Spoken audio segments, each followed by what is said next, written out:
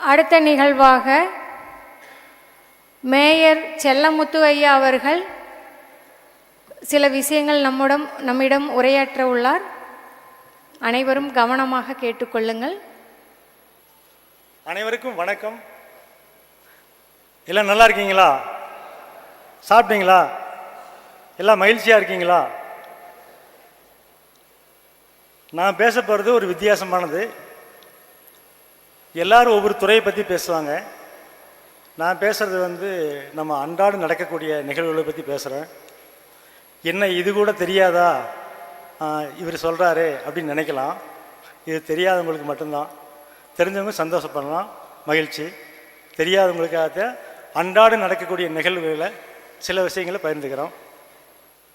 காலையில் எழுந்த உடனே இன்றைக்கி ஒரு எலக்ட்ரீஷியனை பார்க்கணும், இல்லை ஒரு டிவி மெக்கானிக்கை பார்க்கணும், இல்லை நம்ம டிக்கெட் எடுக்க போகணும் அப்படின்னு நிறையா வேலையை நினச்சிட்ருப்போம். அப்போ போன உடனே அது இல்லை, அவங்க இல்லை அப்படின்னு உடனே நமக்கு ஒரு டென்ஷன் ஆகும். அதுக்காக என்ன செஞ்சுக்கலாம்னா, இன்றைக்கி செய்ய போகிற வேலையில் நேற்று இரவே ஒரு சின்ன பாக்கெட்டில் வச்சக்கூடிய ஒரு பேப்பரோ சின்ன புக்கோ வச்சுக்கிட்டு வரிசையாக இன்றைக்கி செய்யக்கூடிய நிகழ்வுகளை எழுதிக்கிட்டால் இந்த வேலை இல்லை அப்படின்னு சொன்னால் அதை டிக் பண்ணிவிட்டு அடுத்த வேலைக்கு போய்க்கலாம். நமக்கு எந்த டென்ஷனும் இருக்காது, நேர விரயமாகாது. அடுத்து நம்ம கடைகளுக்கு போகிறோம். கடைகளுக்கு உதாரணத்துக்கு ஒரு துணி கடைக்கு போகிறோம். துணி கடைக்கு போன உடனே ஒரு ஃபேன் துணி எடுக்கிறோம். அவங்க மீட்டர் 1000 ரூபா சொல்கிறாங்க. நமக்கு இன்னும் நல்ல பொருள் தேவை அப்படின்னா நம்மளில் பல பேர் என்ன செய்யணும்னா, இதை விட காஸ்ட்லியாக கொடுங்க அப்படின்னு கேட்குறோம். அப்படின்னு கேட்கக்கூடாது. காஸ்ட்லின்னு சொன்னால் கடைக்காரங்க என்ன பண்ணுவாங்கன்னா, உள்ளே இருக்கிற பொருளை இப்போ 1000 ரூபாய்க்கு கொடுத்த பொருளை 1100 ரூபா 1200 கூட ஒட்டி இன்னும் கொஞ்சம் மாதிரியான பொருள் கொண்டு வந்து வைக்கலாம். நம்ம கேட்குறது இதை விட நல்ல பொருள் தேவைன்னா இன்னும் குவாலிட்டியாக கொடுங்க அப்படின்னு கேட்கணும். காஸ்ட்லின்னு கேட்கக்கூடாது. காஸ்ட்லின்னு சொன்னால் விலை, குவாலிட்டிங்கிறது தரம். அந்த இடத்துல நம்ம அப்படி தான் கேட்கணும். அதாவது நம்ம காஸ்ட்லின்னு கேட்கக்கூடாது, குவாலிட்டின்னு கேட்கணும். அடுத்து நம்ம பொறுமையை கற்றுக்கணுங்க. இப்போ அவசரமான உலகத்தில் எதுக்கு எடுத்தாலும் டென்ஷன் ஆகிட்டு இருக்கிறோம். உதாரணத்துக்கு சொல்லப்போனால் ஒரு பேருந்து ஓட்டுநர் சொல்லலாம். பேருந்து ஓட்டுநர் பாருங்கள், காலையில் அந்த வண்டி டியூட்டி ஏறினது டியூட்டி இறங்குற வரைக்கும் அவர் 2 வகையான பிரச்சனையை சந்திக்கிறாரு. ஒன்று, நம்மளை பக்குவமாக எடுத்துகிட்டு போகணும். ரோட்டில் போகிறப்ப எத்தனையோ இடையூறுகள் ஏற்படும், குறுக்கு வருவாங்க போவாங்க. அதே மாதிரி பாசஞ்சர் இருப்பாங்க, பாசஞ்சர் இல்லாத இடத்துல இறங்க சொல்லுவாங்க, இறக்கிவிட சொல்லுவாங்க. அவங்களோட இது இருக்கணும். அப்போ நம்ம பொறுமையை கற்றுக்கணும்னு சொன்னால் அந்த பஸ் டிரைவரை கொஞ்சம் நம்ம நினச்சிக்கிட்டோம்னு சொன்னால் கொஞ்சம் நமக்கு ரிலாக்ஸ் ஆகும். அடுத்து மொபைல் பேசுகிறதுங்க. நம்ம மொபைல் பேசுகிறப்ப நம்ம செய்கிற தவறுகள் என்ன கேட்டிங்கன்னா, பப்ளிக் பிளேஸில் நம்மளே சத்தமாக பேசுகிறோம். அது மற்றவங்களுக்கு தொந்தரவாக இருக்கும். அந்த பேசுகிறது நம்ம மெய் மறந்து நம்ம சொந்த விஷயங்கள் பேசிடுறோம். நம்ம சொந்த விஷயங்கள் பேசுகிறப்ப ஒரு ரயில்வே ஸ்டேஷன்லேயோ பேருந்து நிலையத்திலேயோ இதை மற்றவங்க கவனிச்சிட்டு இருப்பாங்க. அப்புறம் நம்மளை ஃபாலோ பண்ணலாம். அதனால் நமக்கு பின்விளைவுகள் ஏற்படும். அதனால் மொபைலில் பேசுகிறப்ப பொறுமையாக பேசணும். சுற்றுமட்டும் பார்த்துக்கணுங்க. சுற்றுமட்டும் ஓரளவுக்கு பார்த்துக்கிட்டு தான் நம்ம பேசணும். முடிஞ்ச அளவுக்கு சொந்த விஷயங்கள் பேசக்கூடாது. நம்ம 2 பேர் 4 பேர் போகிறோம்னு சொன்னால் அந்த 4 பேர்த்துக்குள்ள நம்ம எங்கே போகிறோம் என்ன வரோங்கிறது நமக்கு மட்டும் தெரியுற மாதிரி பேசிக்கணும்.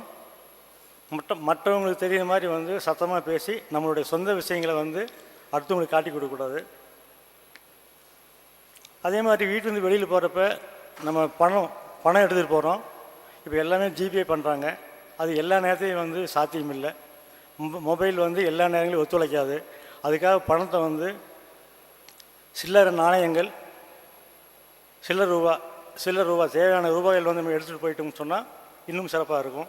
எந்த இடத்துலையும் நம்ம சில்லறைக்காக டென்ஷன் ஆக வேண்டியதில்லை, அவங்களோட வாதம் பண்ண வேண்டியதில்லை, நேரங்கள் நிச்சயமாகும். அதே மாதிரி பொது இடங்களில் பணத்தை எப்போ மொத்தமாக எடுக்கக்கூடாதுங்க. மொத்தமாக எடுத்துன்னு சொன்னால் மற்றவங்களாம் கவனிச்சிட்டு இருப்பாங்க. அது நமக்கு இடையூறு, பாதுகாப்பு இல்லை. அதே மாதிரி புதிய ஊருக்கு போகிறோம். இப்போ ஊருக்கு போகிறப்ப ஒரு ரயில்வே ஸ்டேஷனுக்கு இறங்குறோம். இப்போ ஓலா, ஊப்பர் இது மாதிரி நிறைய வந்துடுச்சு. அதை புக் பண்ணி போகிறவங்க போய்க்கிறாங்க. அதை புக் பண்ண தெரியாதவங்களாம் இருப்பாங்க இல்லைங்களா. முதன்னு போகிறப்ப சென்னைக்கே போகிறாங்க, இப்போ மதுரைக்கு போகிறாங்க, அவங்களுக்கு புதுசாக இருக்கும். அப்போ என்ன செய்யணும்னா, நம்ம லக்கேஜை எடுத்துக்கொண்டுட்டு எல்லா கூட்டமாக வர்றப்போ நம்மளும் கூட்டமாக போகாமல் நம்ம ஒரு ஓரமாக ஒரு 5 நிமிஷம் நின்னோம்னு சொன்னால் அந்த ஆட்டோக்காரங்க டாக்ஸிக்காரங்களாம் அந்த அடாவடியாக இருக்கிறவங்களாம் நவுந்துருவாங்க, ஃப்ரீயாக இருப்பாங்க. அப்போ நம்ம போய் கேட்டோம்னு சொன்னால் அப்போ சரியான இது சொல்லுவாங்க. இன்னும் முடிஞ்சால் அந்த முன்னாடியே ஏறாமல் இன்னும் கொஞ்சம் ஒரு 50 அடி தள்ளி போய் ஏறணும்னு சொன்னால் காசு குறைவாக சொல்லுவாங்க, சரியான காசு சொல்லுவாங்க. நம்ம அந்த கூட்டத்தோடு கூட இப்போ போகிறப்ப தான் வந்து உங்களுக்கு அவங்க வந்து 500 கொடு 600 கொடு அப்படின்னு கேட்பாங்க. அதுக்கடுத்து வந்து நம்ம வெளியே செல்கிறப்ப வந்து எல்லாமே எடுத்து வச்சுக்கலாமுங்க. என்னென்ன பொருள் எடுத்துகிட்டு போகணும்னு சொன்னால் அன்றாட யூஸ் பண்ணக்கூடியங்க ஒரு பேப்பர் வச்சுக்கலாம் பாக்கெட்டில், பேனா, கண்ணாடி அணியக்கூடியவங்க வந்து ஒரு ஸ்பேர் கண்ணாடி வச்சுக்கிறது நல்லது. வெளியில் போகிறோம் ட்ராவல் பண்ணுறோம்னா ஒரு கண்ணாடியோடு போகாமல் நம்ம பார்வை படிக்கிறதுக்கு தேவைன்னு சொன்னால் இன்னொரு ஸ்பேர் கண்ணாடி வச்சுக்கலாம். மருந்து மாத்திரை வச்சுக்கிறவங்க வந்து அதை எடுத்துகிட்டு போயிடலாங்க. நம்ம வீட்டு சாவி இருக்குதுன்னு சொன்னால் சாவி வந்து ஒருத்தர் வச்சுருப்போம். 3 பேர் இருக்குன்னு சொன்னால் இன்னும் 2 ஸ்பேர் சாவி போட்டு வச்சுக்கலாமுங்க. ஆளுக்கு ஒரு சாவி.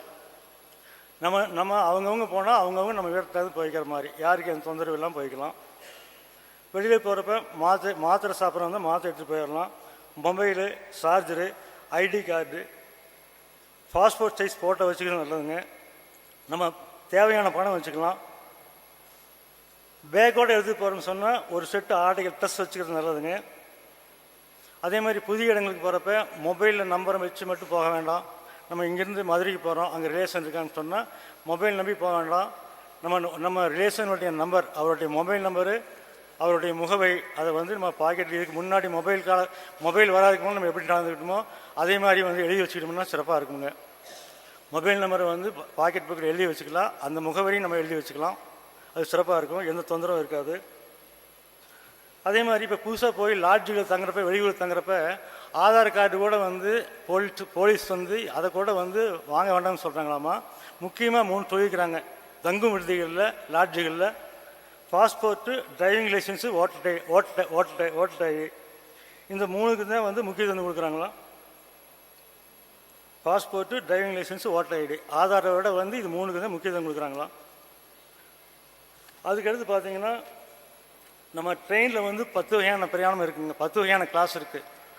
உதாரணத்துக்கு தாம்பரத்துலேருந்து திண்டுக்கல் போகிறோம்னு சொன்னால் 10 வகையான பிரயாணம் பண்ணலாம். 200 ரூபாய்க்கு டிக்கெட்டில் போகலாம், அதிகபட்சமாக 1800 ரூபாய்க்கு போகலாமுங்க.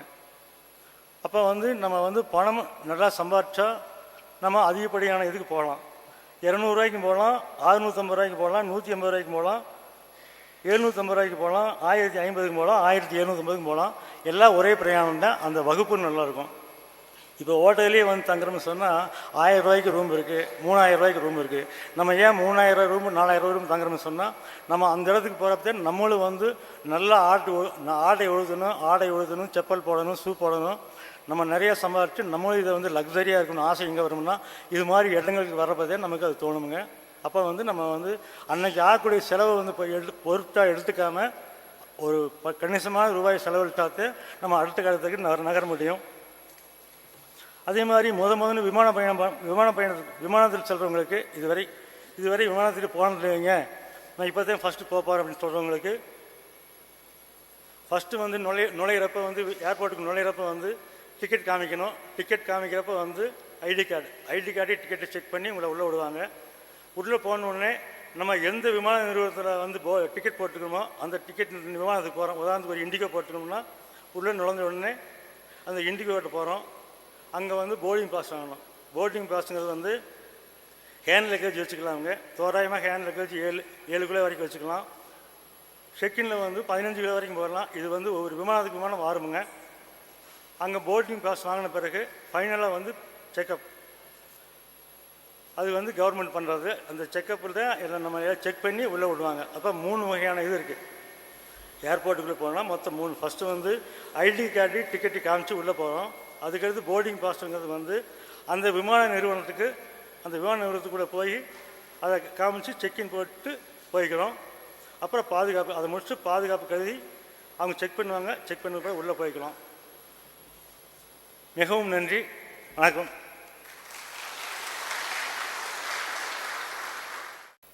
ரியல் எஸ்டேட் துறையை பற்றி நம்மிடம் சில வார்த்தைகள் உரையாட 007 ஐயா அவர்களை மேடைக்கு வருமாறு அழைக்கிறோம். அன்பு நண்பர்கள் அனைவருக்கும் வணக்கம். எல்லாரும் உற்சாகமாக இருக்கீங்கன்னு நினைக்கிறேன். இருக்கீங்களா? காலை வணக்கம் சொல்லலாமா? சாப்பிட்டீங்களா எல்லாரும்? இப்போ நம்ம எதுக்காக இங்கே வந்திருக்கோம்? எதுக்காக வந்திருக்கோம்?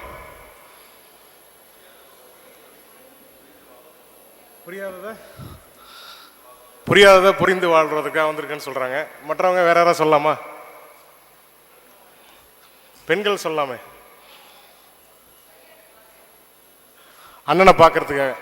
சரி, இப்போ உங்களுக்கு எல்லாருக்குமே வந்து அண்ணனை பற்றி தெரியும் இல்லையா? யூடியூப் சேனல் பார்க்குறீங்க, அண்ணனோட ஃபாலோவர்ஸாக இருப்பீங்க, இருக்கீங்களா? இப்போ அண்ணன்கிட்ட வந்த பிறகு உங்களுக்கு வாழ்க்கையில் ஏற்பட்ட மாற்றங்கள் வந்து நிறையா இருக்கும். நிச்சயமாக இருக்குல்ல? இருக்கா? சொல்லுங்கள் சத்தமா. சரி, அந்த மாற்றம் போலயே இப்போ வந்து என்னன்னு கேட்டிங்கன்னா, அண்ணன் வந்து தேடி ரியல் எஸ்டேட்டில் வந்து வாஸ்து பலம் பொருந்திய ஒரு இடத்த வந்து கண்டுபிடிச்சிருக்காங்க. அதாவது அவங்களுக்குமே வந்து தேடி சில காலத்துக்கு அப்புறம் தான் அந்த இடமே கிடச்சிருக்கு. அந்த இடத்துல நீங்கள் எல்லாருமே வீடு வாங்கணும், இடம் வாங்கணும், இடம் வாங்கி வீடு கட்டணும் அப்படின்றது என்னுடைய ஒரு பேராசை. இப்போ உங்கள் ஒருத்தருக்கும் ஒரு தேவைகள் இருக்கும். இப்போ ஒருத்தவங்க வந்து அரசாங்க அதிகாரியாக இருக்கலாம், அவங்களுக்கு வந்து ப்ரொமோஷன் தேவைப்படும், இல்லை அவங்களுக்குன்னு ஒரு நிலையான ஒரு வீடு தேவைப்படும், இல்லை அவங்க குழந்தை வந்து டாக்டர் ஆகணும், அவங்களோட பையன் வந்து ஒரு கலெக்டர் ஆகணும் அப்படின்ற அவங்களுக்குள்ள ஒரு கனவு இருக்கும். இப்போ எல்லாருக்கும் ஒரு கனவு இருக்குல்ல? எல்லாருக்குள்ளேயும் ஒரு கனவு இருக்கும். இப்போ அதே மாதிரி பிஸ்னஸ் பீப்புள் இருப்பாங்க, நான் அடுத்த கட்டத்துக்கு போகணும், என்னுடைய வியாபாரத்தில் நான் ஒரு நல்ல நிலையில் வரணும். உங்களால் முடிஞ்ச அளவு ஒரு குறைஞ்சது ஒரு 2.5 சென்ட் இடம் நீங்கள் வாங்கினீங்க அப்படின்னா நிச்சயமாக அந்த இடம் வந்து உங்களுடைய வாழ்க்கையில் நிச்சயமான ஒரு மாற்றத்தை உருவாக்கும். இது வந்து உறுதியான ஒரு செயல் அது. ஏன்னா இப்போ நம்ம எல்லாருமே இப்போ அண்ணன் சொன்ன பிறகு தான் திருச்செந்தூரில் வந்து 20 லட்சம் பேர் கூட்டினாங்க. அவர் வந்து உடனே அவர் சொல்லலை, அவர் 15 வருஷம் அதை உணர்ந்து அது திருச்செந்தூரில் ஒரு பௌர்ணமிக்கும் அவர் போய் உணர்ந்து சொன்னது தான் நடந்ததா இல்லையா? நம்ம எல்லாருமே பார்த்தோமா இல்லையா? திருச்செந்தூரில் இவ்வளோ கூட்டம் வரும்னு யாராவது சொன்னாங்களா? அவர் ஒருத்தர் தான் சொல்லிட்டு இருந்தார். அவர் சொன்ன பிறகு அதை அப்படியே காப்பி பண்ணி மற்ற ஜோதிடர்லாம் சொன்னாங்க. அதனால் உங்கள் வாழ்க்கையில் நிச்சயமாக மாற்றம் வேணும். நான் வந்து அடுத்த கட்ட நகர்வுக்கு போகணும், எனக்குன்னு ஒரு இடமே இல்லாமல் இருக்குது, ஒரு 2.5 சென்ட் இடம் கூட எனக்கு இல்லாமல் இருக்குது, இது வரைக்கும் நான் ஒரு இடம் கூட வாங்கலை, ஒரு மனை கூட நான் வாங்கலை அப்படின்னு சொல்லுவாங்க. அவங்க வாங்கினாலும் நிச்சயமாக அவங்களோட வாழ்க்கையில் நிச்சயமான முறையில் ஒரு மாற்றம் வரும். நம்புறீங்களா இல்லையா நீங்கள்? அதனால் உங்களுக்கு தேவையான இடத்த அங்கே நம்ம குற்றாலம் பகுதியிலையும் திருச்செங்கோட்லேயும் இருக்குது. உங்களுக்கு எவ்வளோ தேவைப்படுதோ அந்த அளவில் இருக்குது. அதில் இன்னொரு விஷயமும் இருக்குது. இப்போ நீங்கள் வாங்கிட்டீங்க, அதில் வந்து ஒரு குறைந்த முதலீட்டில் இப்போ நம்ம வாஸ்துப்படி வீடு கட்டி கொடுக்கப்படும். இப்போ நம்மளுடைய நண்பர்கள் இருக்காங்க, ஆண்டாள் பக்தர்கள் பேரவையில் ஆண்டாள் வாஸ்து முறைப்படி வீடு உங்களுக்கு அங்கே கட்டி கொடுத்துருவாங்க.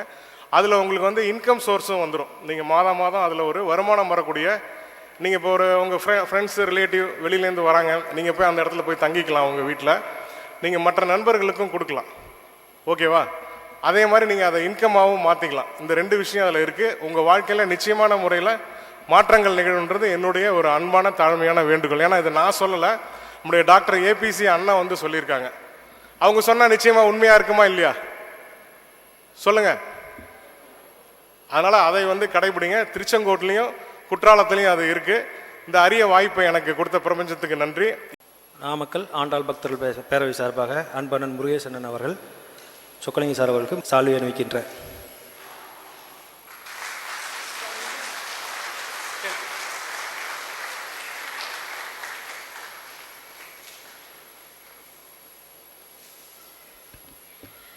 ஈதல் இசைப்பட வாழ்தல் அதுவல்லது ஊதியம் இல்லை உயிர்க்கு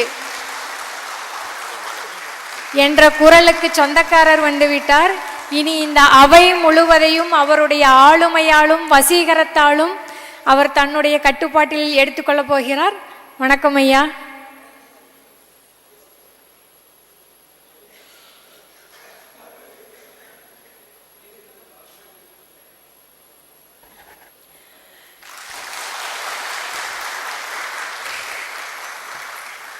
இன்று ஒரு மிகச்சிறந்த மகோன்னதமான நாள். இன்று ஐயா சொக்கலிங்கம் ஐயா அவர்களுடைய திருமண நாள்.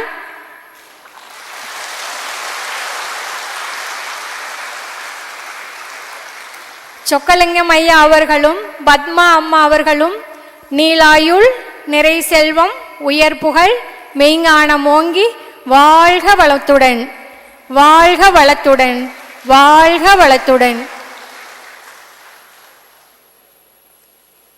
அன்பு நண்பர்கள் அனைவருக்கும் வணக்கம்.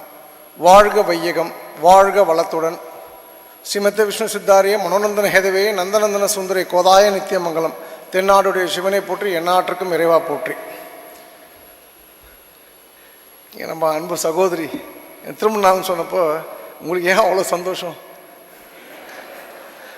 மனசு எப்படி கஷ்டப்படுறேன்னு தெரியுமா? ரொம்ப நன்றி உங்களோட வாழ்த்துக்கு. ரெண்டாவது விஷயம், மணி அப்படின்னு ஒருத்தர் இங்கே கை கழுவிட்டு இருந்தார, நான் கூட பேர் கேட்டேனே, எங்கே இருக்கார்? மணி தானே? எந்த ஊர் நீங்கள்? எப்படி கை கழுவுனீங்க? நீங்கள் கேட்டதுனால பேர் கேட்டதுனால. என்ன ஐயா பேர் கேட்டதுனால நீங்கள் எப்படி கை கழுவிட்டு இருந்தீங்க? கை கழுவுனது எப்படின்னு கேட்குறாரு உங்கள் கேன்வாஸ். நீங்கள் கை கழுவும்போது எப்படி கழுவுனீங்கன்னு கேட்டேன். ஞாபகம் இல்லை. ஞாபகம் இல்லை. அவர் டேப்பை திறந்து விட்டாரு, கை கழுவிட்டது தண்ணி போயிட்டே இருந்தது சார். ஓகே, இந்த ப்ரோக்ராமுக்கு வந்து ஒரே ஒரு கேள்வி கேட்டு நான் சீக்கிரம் போகணும். குழந்தைங்க இருக்க, கை கட்டாதீங்க ஐயா, யாரும் கை கட்டாதீங்க. நான் ஃபோன் எடுத்துகிட்டு வரலாமா? நீங்களும் ஃபோன் வச்சுருக்க மாட்டேங்க நம்புகிறேன். என் கேள்வி வந்து ஒரே ஒரு கேள்வி கேட்டு உடனே போகணும் அப்படின்னு யாராவது இருக்கீங்களா? இல்லை இருந்தால் சொல்லுங்கன்ற. நான் இல்லைம்மா, எனக்கு வந்து கொஞ்சம் எமர்ஜென்சி, ஆண் பெண் எல்லாத்துக்குமே பொருந்தும். ஒரு கேள்வி கேட்டுட்டு நான் உடனே போகணும் அப்படின்னு யாராவது இருக்கீங்களான்னு கேட்குறேன். எனக்கு கேள்வி கேட்கணும் அப்படின்னு ஆசைப்பட்டீங்கன்னா நீங்கள் வந்து 7 மணிக்கு கேட்டுங்க, நைட்டு வேலையை முடிச்சுட்டு வந்துடுங்க. இன்றைக்கி வந்து நம்ம எல்லாருமே ஒரு நல்ல விஷயத்துக்காக கூடியிருக்கோம். வரக்கூடிய தேர்தலில் வந்து யாருக்கு ஓட்டு போடணும்? அன்பு தளபதி விஜய்க்கா, திராவிட மாடல் 2.0க்கா, தலைவர் எடப்பாடியாருக்கா? இது அதற்கான நிகழ்வு அல்ல. So it's very clear.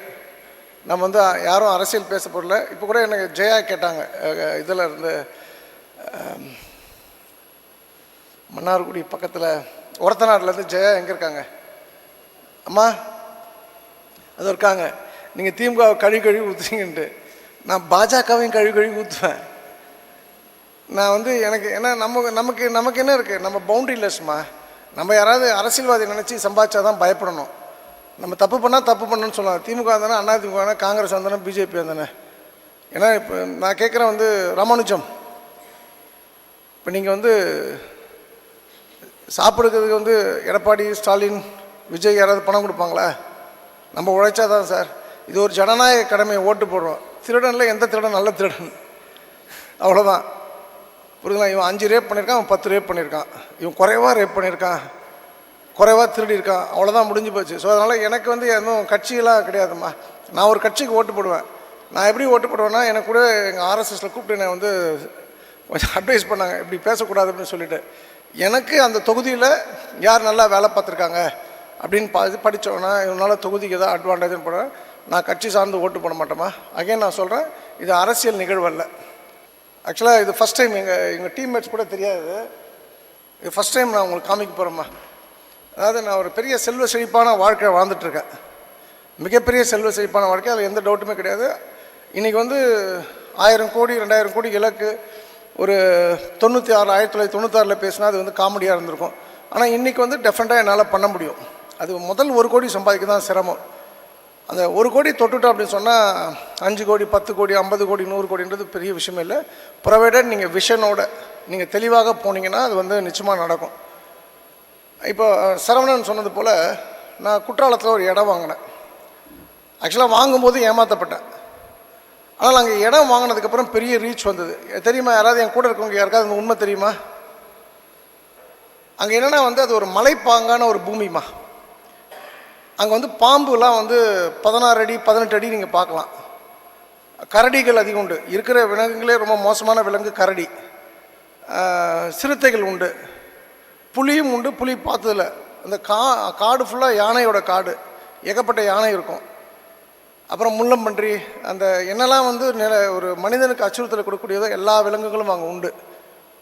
எனக்கு என்ன ஒரு லக்குனா, அந்த பூமியில் எனக்கு ஒரு பாம்பு, ஒரு நல்ல பாம்பு, நாகப்பாம்பு சொல்லுவாங்க இல்லையா, அது ஒரு கல் வந்து துப்பிடுச்சு. அதுக்கு தெரியுமா உங்களுக்கு? அந்த கல் எடுத்தால் நல்லதுன்னு சொல்லிட்டு அந்த கல் காமிக்கிறேன் பாருங்கள். பார்த்தீங்களா? நாகப்பாம்பு கல்லுக்கு துப்பிடும், குத்திடும். அதாவது எதுக்காக சொல்கிறேன்னா, இப்போ இவங்க சொன்னதெல்லாம் ஓகே, ஃபஸ்ட்டு பார்ட்லாம் ஓகே. இந்த நாகப்பாம்பு இங்கே நம்ம சின்ன வயசில் ஏதாவது கதை படிக்கும்போது அந்த பாம்பு உடனே ஒரு வைரத்தை கொட்டியது, அந்த மாணிக்க கல்லை கொட்டியது, கையில் வைத்து கொண்டவுடன் பணம் பெருகியது, பெரிய பணக்காரன் ஆகிட்டான். அதெல்லாம் நடக்காது சார். உழைச்சாதான் காசு. இப்போ நான் சொன்னது இந்த இதில் வச்சிருக்குன்னு சொன்னது எனக்கு என்னுடைய அன்பு சகோதரி ஒருத்தங்க சரஸ்வதி பெரியபாளையம், அவங்க வந்து ஒரு ஆண்டாள் கொடுத்தாங்க. நான் இது வந்து மாணிக்கமாக நினைக்கிறது. மேபி அந்த இடத்துக்கு போனப்போ அந்த கிடச்சிக்கலாம். இந்த பாம்பு அதை எதுக்காக சொல்கிறேன்னா, இந்த பாம்பு வாயிலேருந்து கள்ள துப்பு, கை கட்டாதீங்க சார். ரெண்டாவது விஷயம் வந்து அதாவது பரிகாரங்கள், மோதிரம், தகடு, தாயத்து, எந்திரங்கள், இது பண்ணால் அது நடக்கும். எதுவும் நடக்காதுமா. நீங்கள் உழைச்சாதான் காசு. முதல்ல இந்த விஷயத்தை தெளிவாக புரிஞ்சுங்க. உழைப்பு இல்லாமல் நீங்கள் பணம் சம்பாதிக்கணும் அப்படின்னு நினச்சிங்கன்னா என்ன பண்ணணும் அப்படின்னா, நான் ஃபஸ்ட்டு சொன்ன பிஸ்னஸ்க்கு வரணும். என்ன பிஸ்னஸ்ஸு? ரேப்பு, அட்டெம்ப்ட் ரேப்பு, கொள்ளை, பேங்க் ராபரி. இன்ஃபேக்ட் அதில் கூட கொஞ்சம் உழைப்பு, இன்டலெக்சுவல் வேலைலாம் இருக்குது. இந்த பூமியில் உழைப்பு இல்லாமல் எதுவும் நடக்காது. ஸோ நீங்கள் வந்து உழைப்பே இல்லாமல் நான் வந்து மிகப்பெரிய கடனில் இருக்கின்றேன், எனக்கு ஒரு பரிகாரம் சொல்லுங்கன்னா, அவ்வளோதான் வந்து அந்த அங்கே ஊர்லேருந்து 18 அடி பாம்பு வச்சு தான் கொத்த வைக்கணும். ரெண்டாவது விஷயம். மூன்றாவது ஒரு விஷயம், சீரியஸான விஷயம் சொல்கிறேன். மணி கரெக்டாக 9:19மா, சரிங்களா? இனிமேல் வந்து நீங்கள் வந்து இந்த நேரத்தை பார்க்கும்போது உங்களுக்கு வந்து நீங்கள் அந்த அந்த ஒரு வினாடி, அந்த ஒரு ஒரு நொடி, வினாடி இல்லை, ஒரு நொடி அமைதியாக இருக்கணும். அந்த மணி என்ன தெரியுமா?